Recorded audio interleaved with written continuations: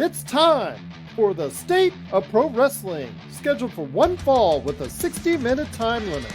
And now, from parts unknown, your tag team champions of the world, John Orlando from the PVD Cast and Gerald Glassford from the Pop Culture Cosmos.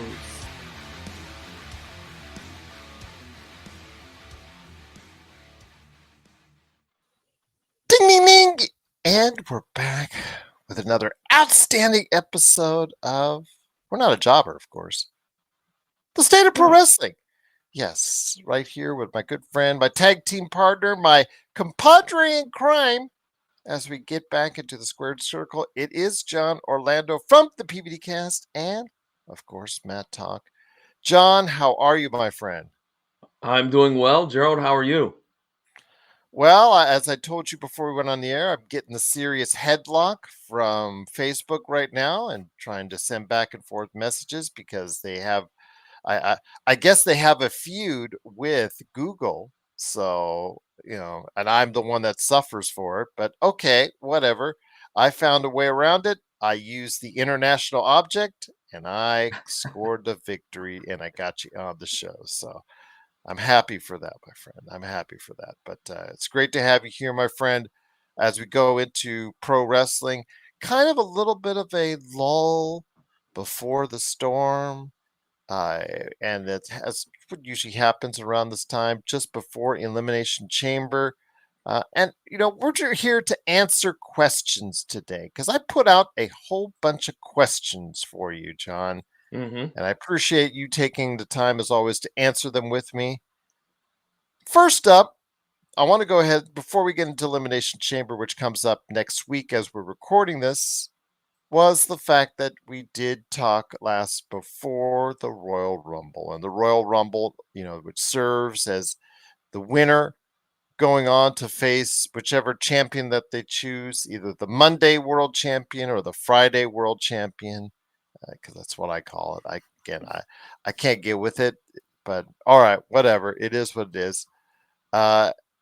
Jay Uso and Charlotte Flair were the winners, the victors who move on to WrestleMania. Right now, it looks like Jay Uso has picked Gunther and Charlotte Flair has picked, I believe, Tiffany Stratton, if I'm not mistaken. So, your thoughts? I think she did. Is that correct? Yeah, she has. Okay, absolutely. Well, that just shows you how interesting that part of it was. But your thoughts on this, my friend? Jay Uso, extremely popular, moves merchandise. The Yeet craze is in full effect. I get it. I understand it. Inside the ring, as we saw and have seen over the course of the past few years, nothing exciting there to me.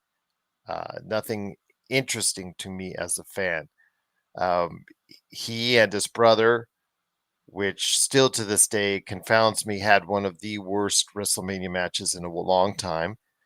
So you're going to reward him by going ahead and putting him in one of the main events for the world title.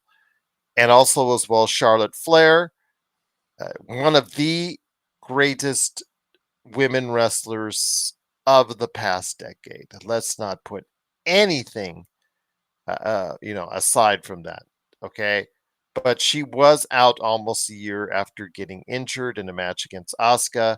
I think it was it Achilles and a knee? I know it's at least a knee, but she is back. She did the vignettes, and she's, I guess, trying to create a heel persona character this time. Very rich, very opulent, etc., etc. But she comes back in her first match back at the Royal Rumble and takes the victory. Your thoughts? Was this the right move for WWE? Well, it's the right move for the women's side of things because they had no one else built. They had Mhm. no other contenders built. So Charlotte Flair by default is the one that gets that nod. Do I like that? I don't. But I'm excited to see what Tiffany Stratton can do because let's be honest, she's been kind of a heel since coming up from NXT, but even though she's a heel, the fans love her and the fans are very behind her. It's very similar to Jay Uso's scenario. The fans are very much behind her, or behind him, excuse me. And so I think I'm going to say it's the right move for the women's division to put Charlotte there. I think that she has the veteran know-how to lead somebody through a really good match. I think I'm looking forward to that match at Mania. Jay Uso, I don't buy as a main event of WrestleMania individual. I mean, especially when you look at who's in the Elimination Chamber, you have Cena, Punk, McIntyre, Paul, Rollins, Priest, all folks that could be really top tier main event versus Gunther that would lead to a much better matchup than Jay Uso. I give them credit. At least they're trying something different. You know, it's the Daniel Bryan, it's the Kofi Kingston type of scenario, but I just don't think it's really gonna get a lot of buzz going for WrestleMania. And that's the thing. I think that this WrestleMania coming to where I live, Las Vegas, Nevada, is going to be more about selling the name itself, WrestleMania, than actually selling, for a main event, i.e., because The Rock, I don't know, according to what we saw on Friday, it just wants Cody Rhodes' soul. I don't know what's going on with that. So yeah, okay, he's battling for Cody Rhodes' soul, and somehow they will do it without a opportunity to meet in the ring. I don't know, or they will. I don't get it, but okay. I don't either. Okay. Like I was like, where is this promo going and why? Yeah, I didn't get it at all. I mean, it makes sense Yeah. if it was 1985 and it was Kevin Sullivan and he said that, Mhm. then that makes sense. But this makes no sense coming from The Rock. No, and yeah, all right, whatever. Okay. But I want to go ahead and say I'm just not thrilled with either two, but I can understand your reasoning. I mean, when in doubt, put the biggest name Mhm. in your promotion, even though she's coming in cold as the one of the title contenders. So I get it, I understand it, but I'm not exactly in love with it. But like you said, they didn't have anybody else really. Liv Morgan, they're putting now in a tag team. They're kind of like brought her down a peg, and just they're just no. Bailey is not an option. She's just been her run with the title was not really that impressive, I guess, to a lot of people. And yeah, there's just not wasn't many options. Roxanne Perez, I know, coming from NXT, they not the proverbial not ready for prime time, I guess would probably apply to her. And um, there's some others. This would have been a nice one for the Jade Cargill, Mhm. Bianca Belair feud to really culminate here and probably culminate in a world title match. That probably would have sufficed the best, in my opinion, had Jade Cargill not, I guess, in real life, sustained injuries. So I think that probably would have worked out best. But you're right, there's just no options. There's a lot of talent, but there's not a lot of pushed main event talent for the women's status right now. And for the men, uh, I think they have a lot of push talent they could have put ahead of Jey Uso personally, while still keeping his extreme popularity. I'll start off with CM Punk. I'll start off with John Cena. Those are two names that can headline a WrestleMania, that can draw. Again, The Rock. You could see what you could have done there with that. Brock Lesnar, if you wanted to bring him back. Uh, Goldberg, because he said he wanted to retire. What a better way to retire instead of at Bad Blood later on this year in Atlanta, Georgia. I know that's closer to his hometown, et cetera, but I think you could have probably backed up the Brinks truck and put him on his retirement match in a world title match at WrestleMania as well. There are other options for the men. The women, not so much. So I get the women, the men, with Jey Uso. Maybe it's just the fact that it's just a culmination of how popular he is as a wrestler, John.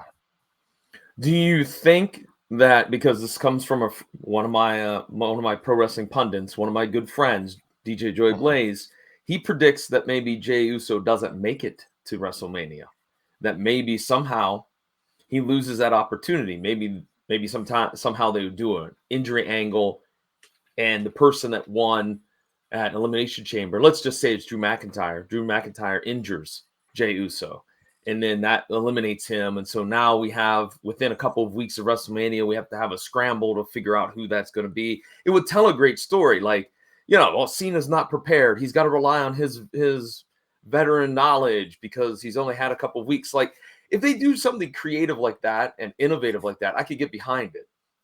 That Jay Uso's there, he gets hurt by the person that wins the Elimination Chamber, and then we have some other type of tournament, four-way dance, whatever, to make the number one contender, but it's such a short turnaround time to Mania. Can they do it? Can they win the big one? I think that would be great. However, I don't think they're going that avenue. I think it's just going to be that Jay Uso is going to take on Gunther, and while Jay Uso is a pretty solid wrestler, I won't say anything about him. Him and his brother, fantastic tag team, maybe one of the greatest of all times of the modern era. But I just don't get him. I don't get the main event vibes, is the best way to say it. Like we've said, there's one thing about being really, really good, and then the main event of WrestleMania, you got to be up here. So we'll wait and see what happens, but it's certainly not going to be night 2 main event WrestleMania, that match. It's probably going to be night 1. It would be the way I do it, as far as take Jey Uso out, because I just don't think he's the guy you want to lead that high of a match for. But again, this is his opportunity. I don't know. So maybe internally they'll probably just go ahead and try and run with it, and just, again, the WrestleMania name still has plenty of marquee. I think for what we're going to see in Las Vegas, we're going to go ahead and bank on the name WrestleMania, as opposed to who is in WrestleMania, on trying to drive the views, trying to drive the sales, trying to drive et cetera, et cetera. So we will see, my friend, but I think it'll be more about WrestleMania, the event, than WrestleMania, the card, that's going to get people there. So, yeah. That's just how I'm seeing it right now. I'm hoping it differs, because I really want to get excited for this, but I have not. But we will go ahead and see. But my friend, there's still many more questions that we need to answer. Once again, it is John Orlando for the PVD Cast, along with me, Gerald Glassford. Thanks again for watching. We're tag team in right now in the squared circle, known as the podcast ring. My friend, another major question we need to ask. We will go ahead and switch to AEW for right now. With AEW, they come off their Grand Slam Australia, which had the All-Star Showcase lead-in. So it got one of the better ratings it's had in a long time, especially for the Saturday show, the Collision show. The matches themselves were pretty predictable as far as how they turned out, but again, to one of their better crowds that they've had in quite some time. Your thoughts on this? Can they take this momentum? Can they take this momentum that they have from one of the best shows that they presented to an audience in quite some time, and be able to parlay that into success for at least the short term, or maybe even the long term of 2025? And what I mean by that is because, we've seen in recent months, the ratings have not been kind for the most part to AEW. They currently are somewhere around 600,000, which is, quite a bit down from what they were before. There were days when AEW would consistently outdraw and outview NXT. But those days have changed, and also the NXT's home television changed as well. But I want to hear your thoughts on this, my friend. AEW is in need, creatively and financially, a boost. Yes, they have the Max Warner Brother crutch now to go ahead and go alongside it, although Warner Brothers has not even stated exactly how many people watch it on Max. Your thoughts on if Grand Slam Australia, where the only new real victory of note was Toni Storm regaining her AEW title in a much expected victory over Mariah May. Your thoughts exactly on where AEW goes from here, and can they sustain that momentum from Australia? Okay. You know what? I got to be honest, Gerald. I'm not so sure that this Grand Slam Australia show was a great show. And Mm. here's why. Well, yes, they did manage to fit 11,000 in that 13,000 seat arena, which is fantastic attendance. Granted, Mhm. it wasn't a 70,000 seat soccer stadium or wherever they were going to be in Brisbane. Um, they still But they managed had to to have downgrade. Yeah, they I had to understand that. downgrade, but they had a pretty decent crowd. Here's my this is what I was upset about with the show. Besides Tony Storm, Mhm. every other person from that region that was booked on that show lost. Yes. What's the incentive for a fan in Brisbane to ever watch, Jay White again or Harley Cameron? There are matches that you could have put over. I'm not saying that they had to go under, but when you're talking about Mercedes Monet and Harley Cameron, okay, I understand you want to keep the belt on Mercedes, fine, but Death Riders, they defeat Cope and Jay White. Buddy Matthews loses to Okada, which I know that would have been a major upset if he had won. But how do you build a foundation for a new virgin territory? Sorry, I'm just going to use that term. And you put every single person that's from that general region under, except for Tony Storm. It makes me, again, it's the booking that is just so darn bizarre that I don't understand it. Put a few of You them know, over. do you know who that reminds me of? Who? Vince McMahon 101, Yeah. which I never could understand because he would always have, let's say my hometown is Los Angeles, which, I'm from Southern California originally. I would be booked to lose in my own hometown if it was under Vince McMahon. I don't know why. He felt like it was always, he felt like that. I'm assuming he felt when he did it because that they would always come back, no matter if they lost or whatnot, they would always come back as far as because the home team always supports the home team players. I'm assuming that that's the case with Tony Khan, but the way these matches were written, I don't think you could go or expect it to go any other way, John, because the Yeah. fact that, the way that they're being booked right now, there was no other definitive outcome that could have been parlayed. I guess you could say the Will Ospreay match, you could have gone the other way to help spike up the, I can't believe I'm saying this, Cope match that's coming up. Uh, Yeah. Adam, change that Can, name can I again, just can please. I just throw this out there? I don't know why he just didn't go by Edge Copeland. Like that's a cool name, I think, and Mhm. they can't get in trouble because it's Edge Copeland. I mean, Or here's a thought: Adam Copeland. What do you know? all right, yeah. Yes, but you know what? You know what? Cope is right next to in the with the change one letter. Dope. Coke.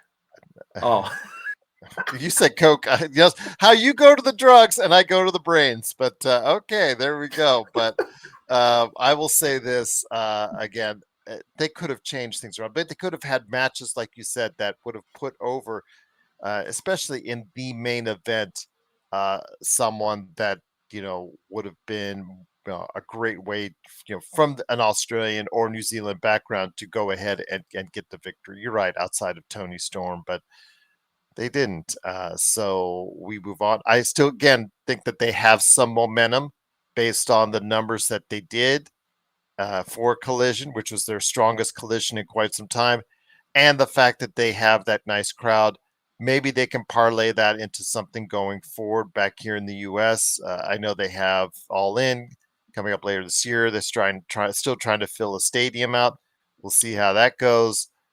Uh, but you're right. Their booking is still very questionable. The Death Riders, I think you and I have gotten over more than the Death Riders. And I'll just say that again. It's just not fun to watch AEW, despite the technical wrestling at times, which is really good and really, really good. But the problem is, it's just so much of a drag to watch because of the lack of creative that's out there, my friend, with AEW. I don't want to throw out all these other shows, always throw it at the feet of Tony Khan, but how can you avoid not throwing it at the feet of Tony Khan? Because he's the only one in charge. He's never learned to delegate. He's Mhm. never learned to, I'm going to use the T word, trust other folks. Like, the man's trying to do it all himself, and it's just not physically possible. Even Mhm. Vince McMahon had Patterson, had Briscoe, had Bruce Pritchard, had and back in the 90s, he had Jim Cornette as well. He delegated things. Clearly, he still was the final say. But this is what Tony Khan needs to do. He needs to get himself a couple of very strong, solid agents. I mean, they had them. They had Jake the Snake Roberts. They had Arn Anderson, and they weren't used all from all of the things that I've heard. They weren't used. And you have two gentlemen who were at the pinnacle of the wrestling world in Arn Anderson and Jake Roberts. You mean to tell me that they couldn't come up with some really good storytelling ideas to help move talent along and move them up the ladder? It Mhm. just he Tony Khan is just, I don't know. He's just got to learn to delegate and focus on certain things and let other people focus on other things. And I think that would be a step in the right direction of getting this creative turned around. Yeah, but also, like you said as well, just being to put wrestlers in the best positions to succeed, and obviously he's not doing it, so he should move out of the way to do that. And I'm hoping that that's going to be the case at some point in time, but I don't see it changing anytime soon because he does have a talented roster. He does have a roster that, while it may or may not be at the level of a WWE, again, it should be treated better. It should be dealt better. I mean, the fact that we're not talking about MJF in the first few sentences of AEW tells you right there that that talent right there that MJF has been wasted and continues to be wasted. You have former main eventers of WrestleMania still there. You have Adam Copeland, who has main evented a WrestleMania. He's not doing it for people. Christian Cage, who you could have used as someone that, with his patriarchy and his great promos in the ring, could have developed into something just as far as a heel is concerned, that a really top heel and sustained top heel for quite some time, but you kind of blew that one with useless feuds and whatnot. Just, it seems like they just, when it comes to Tony, they're not able to create storylines that are compelling to watch. The last one, of course, was the Swerve Strickland Adam Page. For me, compelling to watch, but outside of that, it really hasn't been much fun, John. And here's the other thing. We talk about we can't get these storylines to make sense. You have an ungodly amount of people on the roster. And look, no disrespect to Megan Bain, but why did you need to sign her? You have 40 other women on the roster. Women that we Mhm. haven't seen. When's the last time we've seen Serena Deeb? What's the deal with Britt Baker? As there's been, a lot of speculation as to what's going on with her. I feel bad for Chris Thunder Statlander. Rosa. She holds a chair up to you, and you don't even fear it, and you no sell it. Two ladies no sell it. Her with it's like, oh, you just broke a cardinal rule right there. All right, there you Yeah, go. I don't. Like I said, there's no reason. It's not, as you said, it's not that they're short on talent. They have plenty of talent. They have too much talent, if I may be so bold. They just got to figure out a way to make those individuals mean something.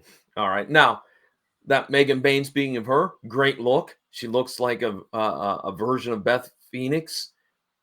No reason why she shouldn't go on an absolute tear through the women's division, putting down contender after contender after contender. and get a shot at that title that's held by Toni Storm. But I guarantee you, mark my words, in 3 or 4 weeks, we will not see Megan Bayne on TV. And I'm not wishing ill of her. That's just how this has gone on. Fresh new toy. Once the shine is off of it, Tony puts it to the side and he's going to pick another toy out of the toy box or go get a new one. That's what's going to happen. And it's a shame because, I think just from the looks and what I've seen of Megan Bayne, she could be a really major player in that women's division. I agree with you, my friend. You're preaching to the choir. But, I don't know. I was going to say, and we've said it enough on this show, that you need to have another place to earn money. Wrestlers do. They have to. And there's very limited places where that can happen. And it's just such a lousy situation with AEW that they can't get their stuff correct and get a good, viable product that people can watch. Because I'm like you. I try to watch it. And if it's not Harley Cameron, if it's not Toni Storm, if it's not MJF, if it's not FTR, I'm kind of checked out. Those are the only ones that I pay attention to. And that's the problem right there. As far as we should be all over AEW, but we're not, and that's just part of the problem right there. But I will say though, it's great to have you here, my friend. It is, of course, John Orlando from the PVD Cast, along with me, Joe Glassford. Thanks again for watching this. We truly appreciate you joining us as we go and try to continue answer questions for the world of pro wrestling right here at the Pop Culture Cosmos and, of course, the PVD Cast as well. Next month, I think, though, we need to do a live multi-stream, add in the PVD Cast, get that all prepared and set up, because I think for our coverage and recap of Wrestlemania, I think that deserves it, my friend. Yeah. So we're going to go live on all of our outlets next month and make everybody all together happy for doing that. So this will be something that we're going to go ahead and dive into on next month's show. You can count on it. But I appreciate your patience with me today.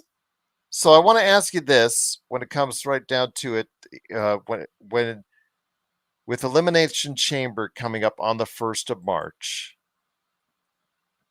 do you really care? Is it really necessary?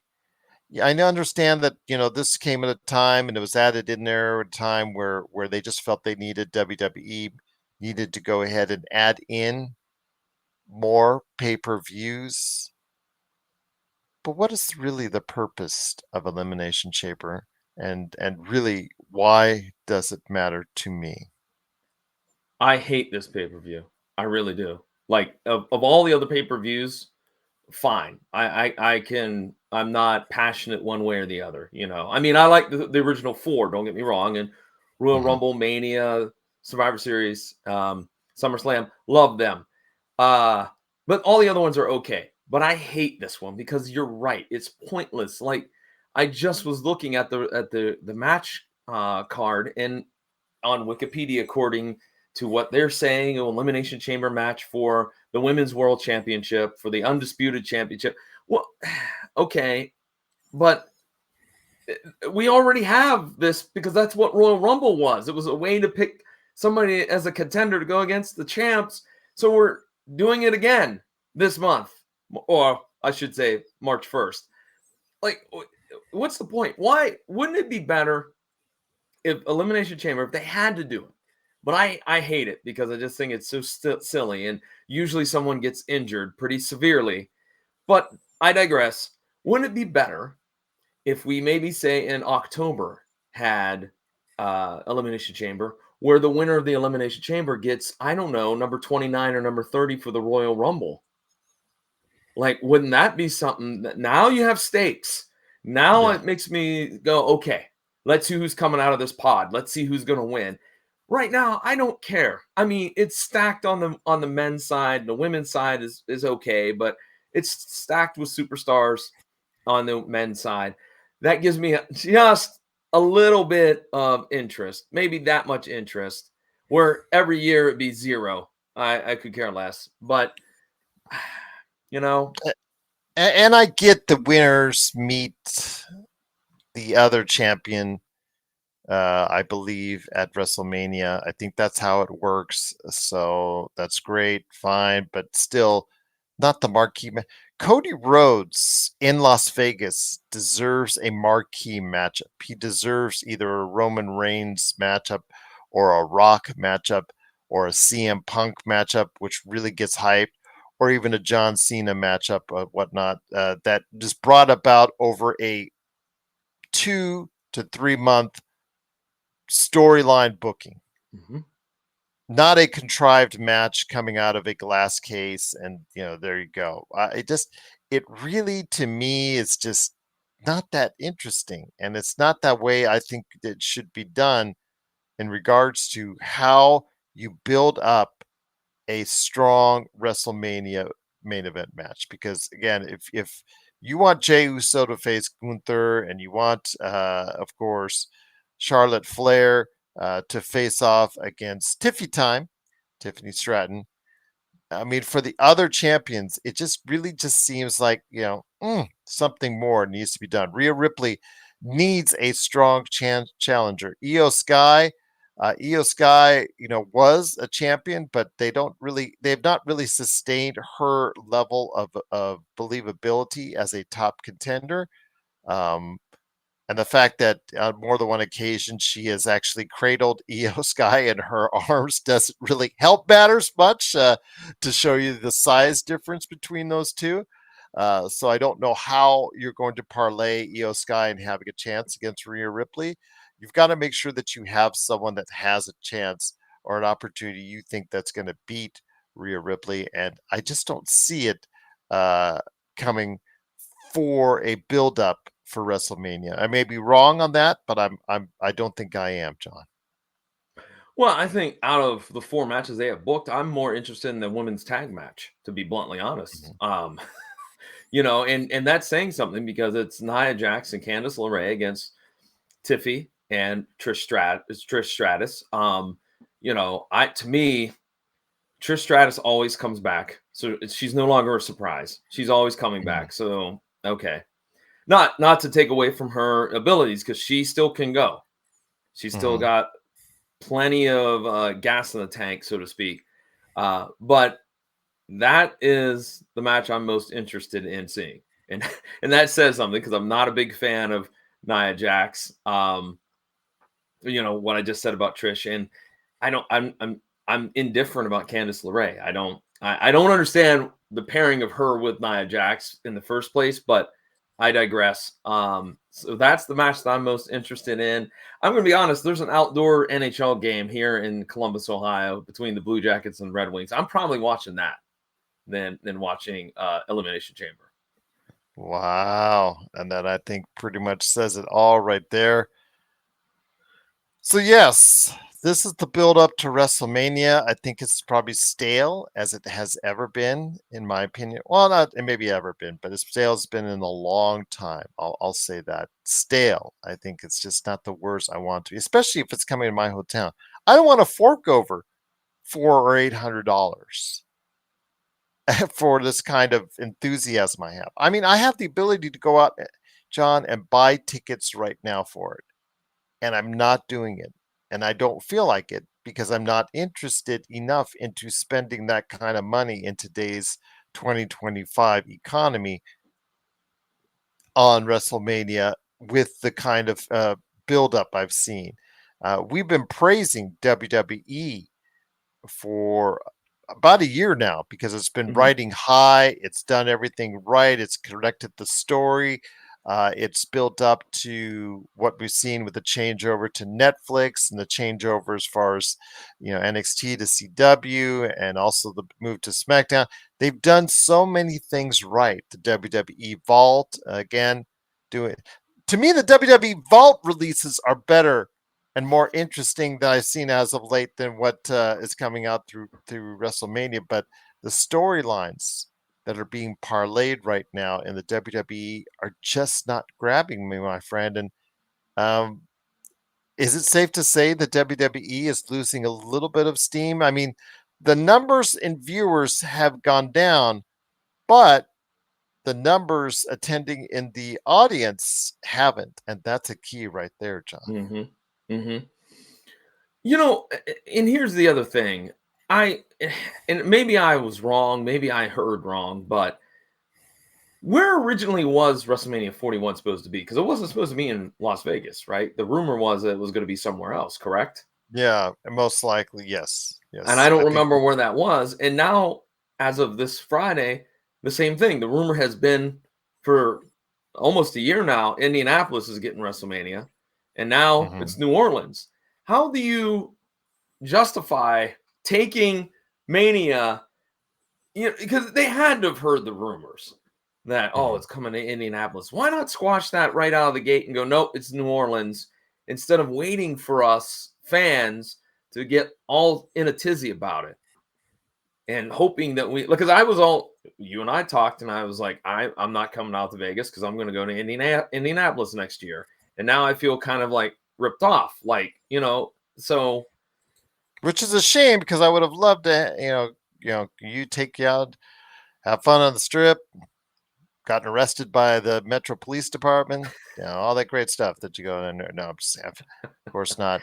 To watch you lose all your money at the gaming tables, that would have been so fun, man. It would have been so fun. Yeah, I would have bought you dinner, though. At least Oh, okay, at good. least All had right. nice dinner. Yes, absolutely. But maybe you will someday. Maybe you will come I on by, will. Los. Okay, absolutely. Maybe to head up a convention that you're doing signings at. So we'll wait and see, my friend. But when it comes right down to it, yeah, it's just I just don't see the reason why WWE needs my money. Last year, if you'd have said Las Vegas was the venue, I was really thinking hard about going to LA when it was in LA because it just compelled me to. But Las Vegas, had you put in Las Vegas, I would have easily forked down the $800 needed to go ahead and buy one or both nights because I was excited for what was to come. You could tell listening to our show how interested I was, as far as the storylines are concerned. I just don't feel it, and that's the part of the problem when you have that storyline of Cody Rhodes about the storyline and the buildup. It's the old adage, the old wrestling adage about the story of getting to the title is always and seemingly better than the one after it once you've won the title. Now what do you do moving on? Now how do you make things interesting? I mean, um, which is part of the reason, and I know this name is you're really divisive, but from a wrestling context perception, Hulk Hogan, he didn't have a buildup. He just instantly came into the WWF at that time and won the title.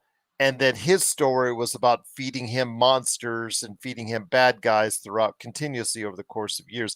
That's why it worked there. And but this time the big story and what got the popularity, what got the people interested in WWE again, and what got the people involved, invested, was Cody Rhodes' storyline built with along with another great many storylines, including one of the best storylines of last year, CM Punk and Drew McIntyre. All those were compelling stories that allowed me to go ahead and become invested once again in what the WWE is putting out. And then you have them all resolved and you don't have anything behind it. And the problem is they're usually very good about setting something up Mm-hmm. beyond what Mm-hmm. is working now or what they have presented to you now. But I would try to tell you whether it's circumstances or otherwise. Right now, my friend, they just don't have the storylines to back it up at this point in time. And you know what?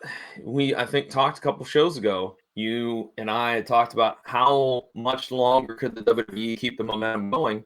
And I was the one that said, I think they can keep it going for a long time. I guess I was Mhm, wrong on that one. mhm, But you're right. I think that they're coming into Mania. We're just flat. I mean, it's not that there's not things that if the matches come together, mhm, that won't be good. Like I really want to see what they do with the heel Street Profits. I want to see what they do for Mania for them because I think that I like the heel mhm. Street Profits. I like that. But for every one of those, then you have to wonder, well, what are we doing with the women's division, or what we're doing with this person or that person? So I don't know. It's just going to be an interesting few weeks till we get Mania.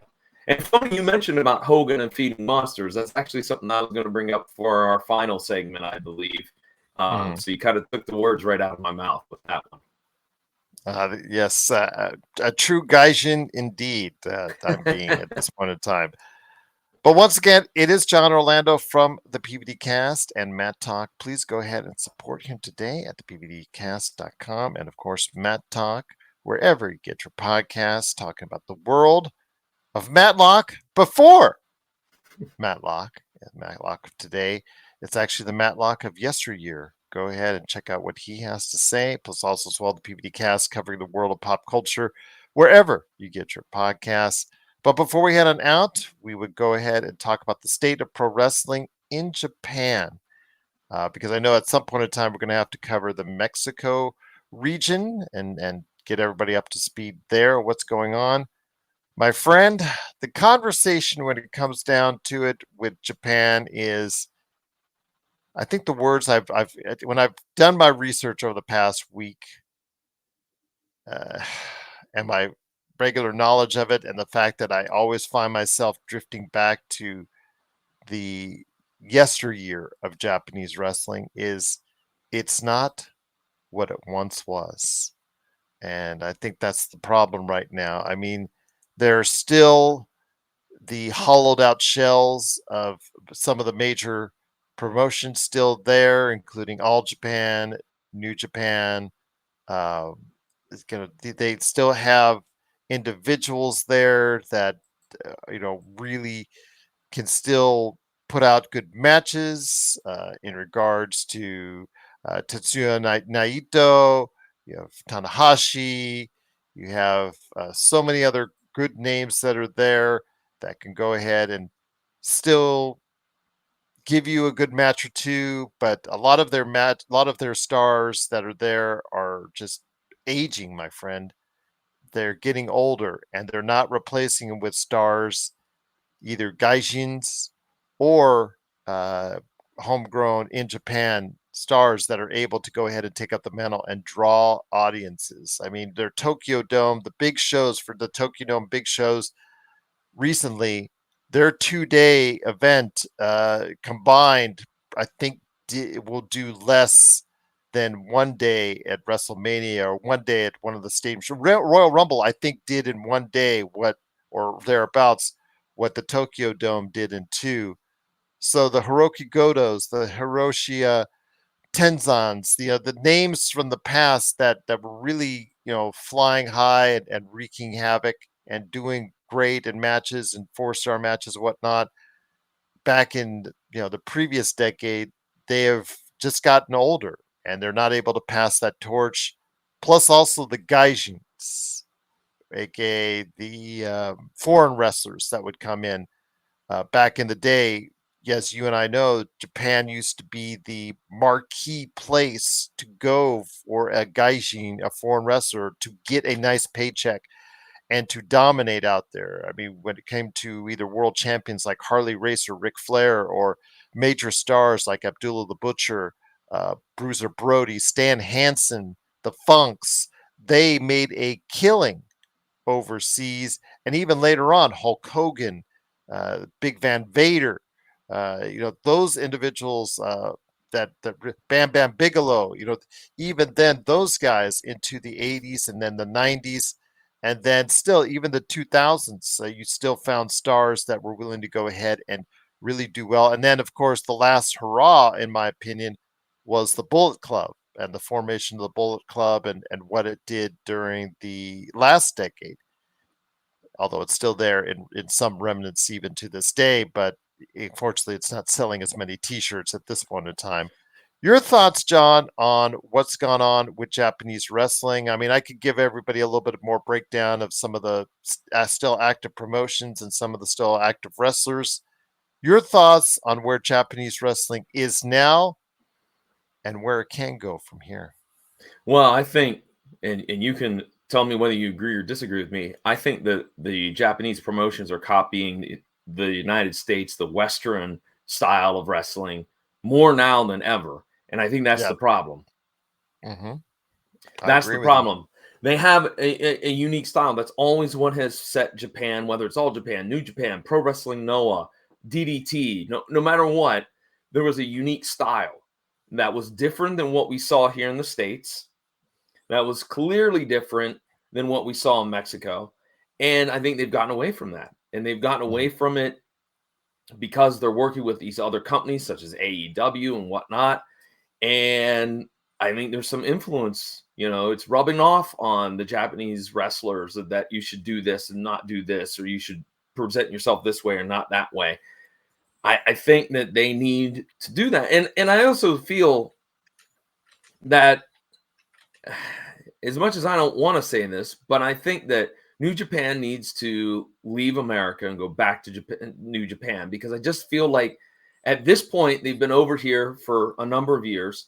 And I think that just the general ordinary wrestling fan, a casual wrestling fan, I should say, doesn't really have like the interest in New Japan here. So go back over to Japan, start building some stars, which thankfully in the US we've been managing to do that with, a couple of examples, MJF, and geez, you name it. All right. There's plenty of people that fit that build. I just feel like they gotta do that. They gotta get back to doing what they do best. And one of the things, as I said, you mentioned feeding people monsters. That's what they need. We need some big, scary gaijin. I'm sorry, Gabe Kidd is a talented wrestler and he's a talented character, but he's not a Brody. He's not a Terry Gordy. He's not a Dr. Death. He's not a guy that was massively intimidating, like Brody, like Abdullah, even the Funks, and they were more baby faces over in Japan. But I think that they need some really kick butt gaijins, some monsters, and guys that look like if you met them in a dark alley, you're going to get beat up and they're going to take your wallet. Like, that's what we need. And I just don't think that that's where Japanese wrestling is headed. And I'm also going to throw it out there too with New Japan. And I'm trying not to pick on New Japan, but too many titles. Way too many titles. It's almost like AEW, where there's titles, well, in the WWE too, because I forgot we have 2 new titles over there. There's too many titles. That needs to stop all around in wrestling. I don't care if it's the US, if it's Mexico, wherever it is. Keep those belts to a minimum. But yeah, I think they need to just stop copying us. I think that's the bottom line. I think that's the step one if they want to start shooting back up to the top of the world of wrestling. Is be original, come up with something, come up with characters, come up with superstars that the people want to see.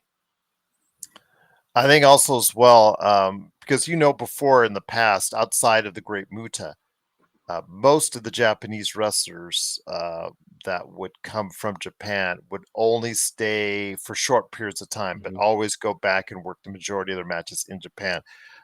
Whether it was Inoki, Baba, or you name it. Even during the NWO days, they would just go Masachono or whatnot, Hiroshi Hase, and or even the guys from All Japan, as far as Kobayashi and Mitsuharu Misawa.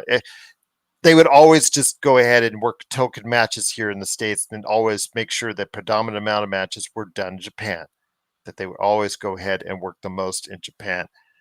These days, I think the best sign of what the state of Japan pro wrestling is the fact that the best place for Japan pro wrestlers to work is in America, my friend.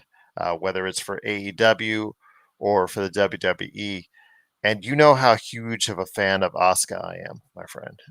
And I've not been ashamed to admit she has just truly been one of the best wrestlers in the ring from a female standpoint for so many years now and whatnot. But she may have started something. I don't know. I mean, you could argue that. I'll let you guys go ahead and argue that if you want. But she may have started something when she hopped over to NXT back in 2015, 2016. and she may have started a funnel or a tunnel as far as Japanese superstars, both male and female, using WWE as the end goal for what they want to go ahead and do next. I mean, we've seen, Io Sky, we've seen Kairi Sane, we've seen, some of the wrestlers on the male side go there as well. And then, of course, you've seen not Shinsuke Nakamura, who is one of the best wrestlers in the world in Japan. When he wrestled Japan, decided to come over and take the money. I'm assuming it was before financial reasons and come over to America, and he's now the United States champion here. Even Gilia is the latest Japanese wrestling superstar to transfer her fame and success in Japan into the WWE. Now, AEW kind of does it a different way where they still allow the stars to work, a certain percent of matches overseas as far as with that, with the stars there, with the various promotions there, and you still have, like, for instance, you still have a great many of the women's wrestlers, including Maika. You still have Sari that still work mostly there. You still have Mina Shirakawa when she's not injured; she's over there a lot. Mai Iwatani, etc., still working. Mio Watanabe, Mio Yamashita. Those are names that are still working predominantly in Japan, but you can see that they test the waters a lot in AEW. They still spend quite a bit of time in AEW and work a lot of matches there. So I think, again, I don't want to say put it all on Asuka, but it seems like her move to NXT, her move to America, and becoming the most successful Japanese wrestler outside of her country, because no other wrestler, not even the Great Muta, has achieved the kind of titles and success that she did. As she has, I know she's injured now. She has since moving away from Japan. No one from her country has achieved the kind of success. All these other entities, all these other individuals, all these other great wrestlers and great talents have moved there as well. So it, it just tells you about the state of Japanese pro wrestling when homegrown wrestlers do not want to stay in their own country and want to go overseas to seek their fortune, John. Do you think that part of also the issue has been that, New Japan a few years ago was up for sale?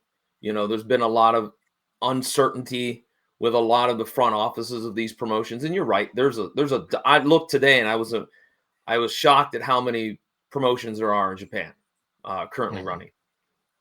Is it maybe the economics of the nation of Japan that's maybe also leading? I mean, obviously, you're getting a bigger paycheck if you're on Tony Khan's roster, but again, is there something else that we don't know about in terms of that front office that is maybe causing some of this as well? That people were Well, like, I the want off problems this. last year that we reported on in regards to Stardom, Yeah. which was the major women's wrestling promotion, still in many people's eyes, is that broke off as far as Rossi-Ogawa and the stuff that he did to create Marigold and Marigold. That what he did, he moved it. Marigold created Marigold, which is now WWE, let's say, supported or not supported financially, but just we give you the blessing. Working with Marigold, they obviously bought Gilia from Marigold over there, and yeah, that just it's like the fish tank, the sea, the pond, the waters in Japan, as far as the wrestling concerned, has gotten smaller and smaller and smaller in recent years, and they're dividing up all these different parts of it now, and whatever littles that's left, they're dividing it. It just seems like instead of working together, they're still working against each other. And while that serviced a lot of great wrestling with the different styles, because you had FMW, DDT, you had All Japan and New Japan, all each have their own styles. Right now, they're at a state with what based on either on economics or something else, storylines. There just needs to be a more collective effort between Japanese wrestling, I think, at this point in time, because the stars, they're not creating new stars, and when they do, they're leaving for greener pastures, John. Even if those greener pastures mean you're on TV for 3 weeks and then you get to sit home on the couch. Yeah, well, that's a AEW thing. I agree with you on that.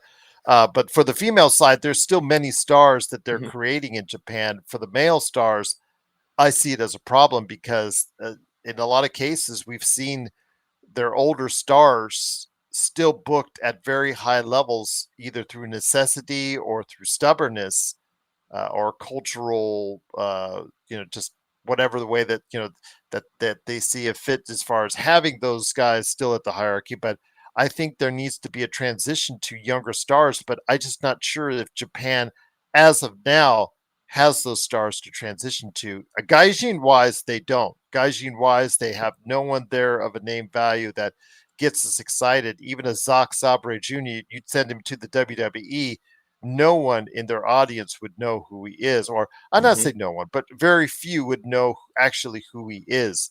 AEW they would, but um, WWE they wouldn't. So even the Gaijin level, everything just seems like it's at a much smaller ratio than it was before, and I think that's part of the problem in Japanese wrestling, John.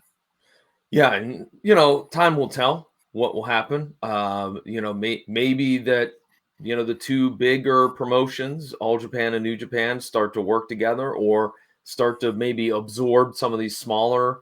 I'm going to use the term independent Japanese companies.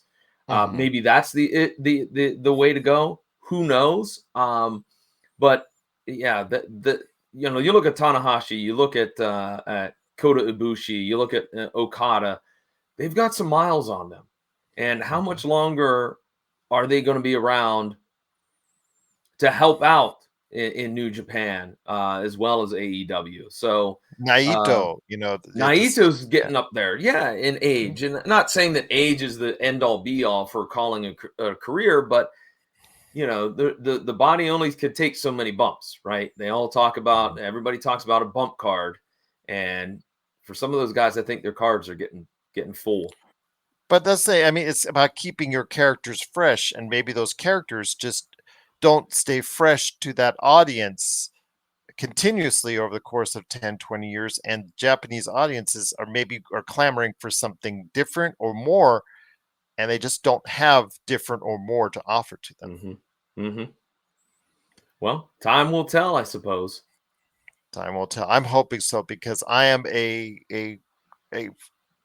very strong supporter and a very Hmm. longtime fan of what I've seen over the years, over the decades from Japanese wrestling. I think a lot of some of the best matches that have been out there over the course of the past 50 years have come from Japan, and it's my sincerest hope that we can find and call Japanese wrestling a true powerhouse of the industry once again. So that's what I have to say.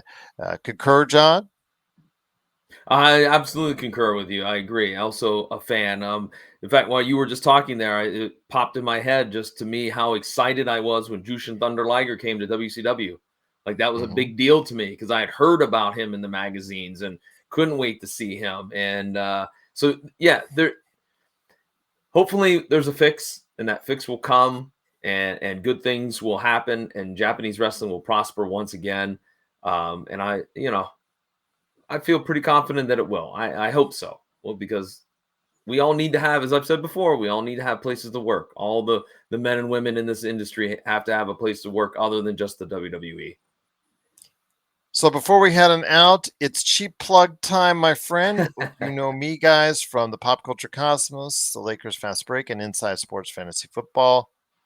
But please go ahead and check out this guy right here. This guy right here pushes his shows harder than anyone I know. You need to take the time to listen to them. I do, and you need to as well.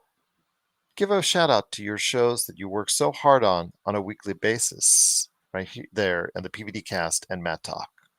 Yeah, pvdcast.com is the online home where you can get every new episode that drops every Thursday. This week, currently, right now, I have a gentleman who's a cinematographer. And you might say, what's a cinematographer, John? Well, Jake Reynolds, who is my guest, he'll be glad to tell you all about that. He's a very talented cinematographer in Cincinnati, Ohio. And we talk all about his career and his projects and whatnot. And tonight, as I believe we're recording this on Sunday, the 23rd, we will be recording a new Matt Talk.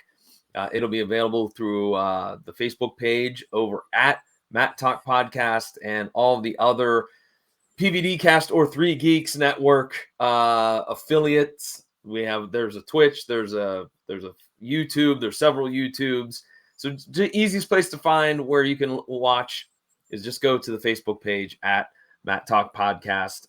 We'll be talking about an episode called The Game Show tonight. So Interesting. Interesting. All right, indeed. I will tell you what, though, for next month, we will go live on all of our outlets because it'll be, how should I say this? It'll still be weeks away when we go with our end of March show, but I think we'll be able to get closer to our WrestleMania predictions. So we will go ahead and be able to talk WrestleMania. Hopefully I will be jazzed by that time. Hopefully I will have energy at that time, my friend. Yeah, well, I mean, I got faith. You'll get pumped up. There's going to be something that's going to happen on Raw or SmackDown that'll make you go, yes, I'm interested. I want to see. Okay. I'll get worked out. I get juiced up, whatever I need to do. Okay, there you go. All right. Absolutely, my friend. But always great to have you here. It is John Orlando from the PVD Cast. Please go ahead and check him out today on the PVDcast.com or PVD Cast and Matt Talk, wherever you get your podcasts. And for me, Gerald Glassford, want to thank you so much for watching this. We truly appreciate you joining us on the State of Pro Wrestling. No one covers it like we do. If you have any comments, please leave it below in the comments, or you can send me a note and I'll pass it along to John on the Pop Culture Cosmos on Facebook or popculturecosmos@yahoo.com. So for John Orlando, my tag team partner, along with me, Gerald Glassford, thanks again for watching, listening. We have squashed the competition. So we're raising our hand in victory once again with another great episode of the State of Pro Wrestling for this month. We'll be back next month on the State of Pro Wrestling right here on the PVD Cast and, of course, the Pop Culture Cosmos. Ding, ding, ding! It's time for the State of Pro Wrestling, scheduled for one fall with a 60-minute time limit. And now, from parts unknown, your tag team champions of the world, John Orlando for the PVD Cast and Gerald Glassford from the Pop Culture Cosmos.